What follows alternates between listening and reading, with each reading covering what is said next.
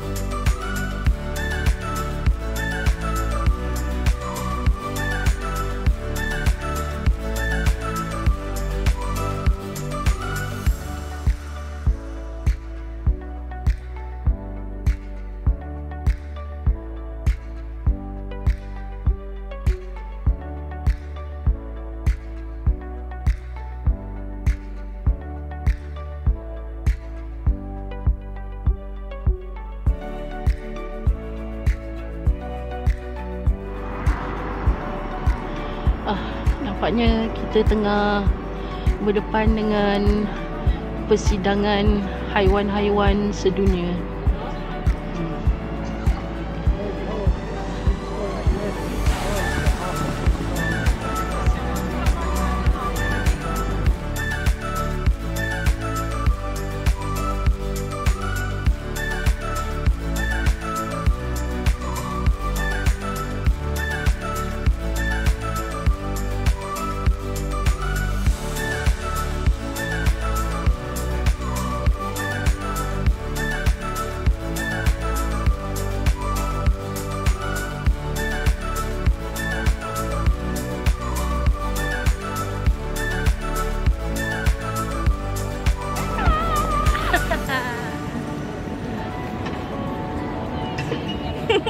Mereka ajak meeting. Nak tanya hutan mana nak pergi lepas ni.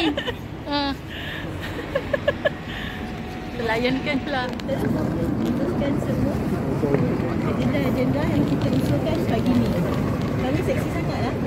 Dress code ni salah.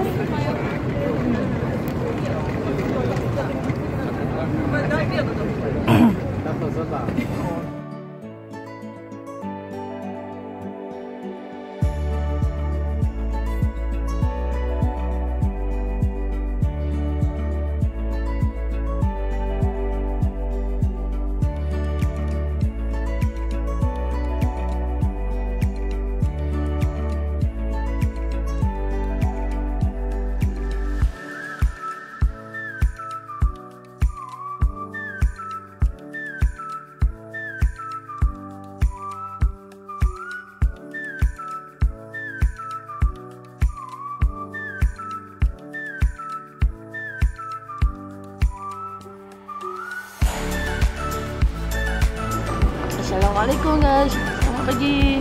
So hari ni hari ketiga dekat London.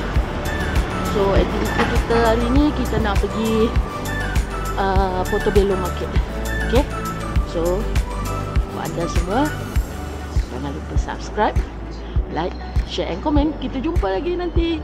Bye bye.